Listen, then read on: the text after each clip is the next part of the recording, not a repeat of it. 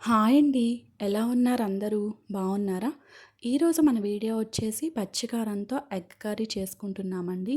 అలానే మన ఛానల్‌ని కొత్త వాళ్ళు ఎవరైనా చూసినట్లయితే సబ్స్క్రైబ్ చేసుకోండి, లైక్ చేయండి, షేర్ చేయండి.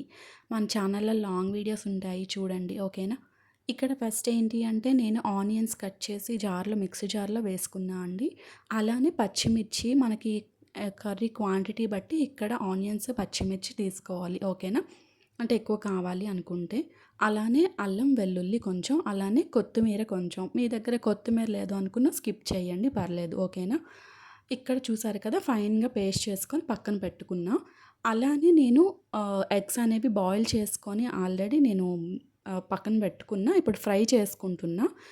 కొంచెం ఆయిల్, కొంచెం పసుపు, కొంచెం సాల్ట్, కొంచెం మిర్చి పౌడర్ వేసి కొంచెం ఫ్రై చేసుకోవాలి. ఎక్కువ ఫ్రై చేయొద్దు.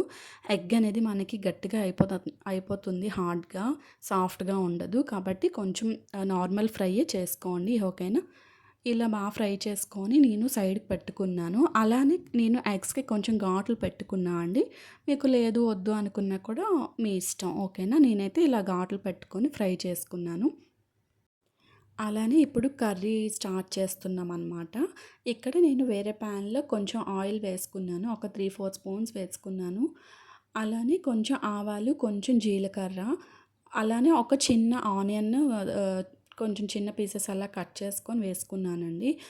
కొంచెం ఈ ఆనియన్స్ ఏంటి అంటే ఫ్రై అవ్వాలి. అప్పుడు ఏంటి అంటే మన కర్రీకి కూడా బావుంటుంది.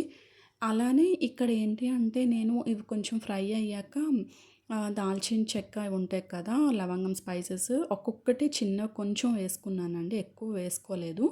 అలానే కరివేపాకు వేసుకున్నాను. కర్రీ లీవ్స్ వేసుకుంటున్నా ఇక్కడ.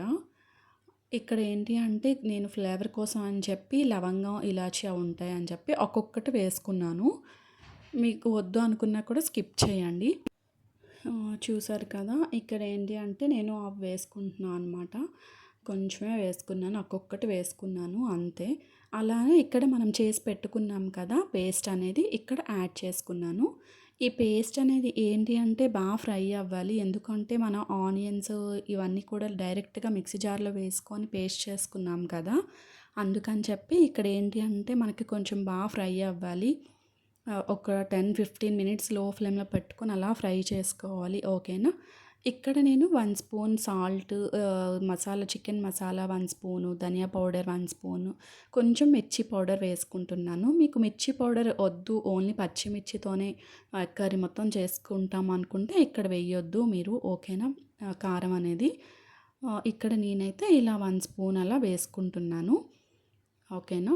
ఇక్కడ ఇక్కడ ఫ్రై అయ్యాక నేనేంటి అంటే ఉంటుంది కదా! ఆ పెరుగు అది ఒక స్పూన్ వేసుకున్నాను. ఎందుకు అంటే ఇక్కడ మనకి కారం అనేది కొంచెం మనకు బ్యాలెన్స్ అవుతుంది. చూసారు కదా! ఇక్కడ ఏంటి అంటే నేను అలా ఒక స్పూన్ అలా వేసుకున్నాను. మనకి ఇన్ కేస్ ఎక్కువైనా కూడా కరెక్ట్‌గా సరిపోతుంది.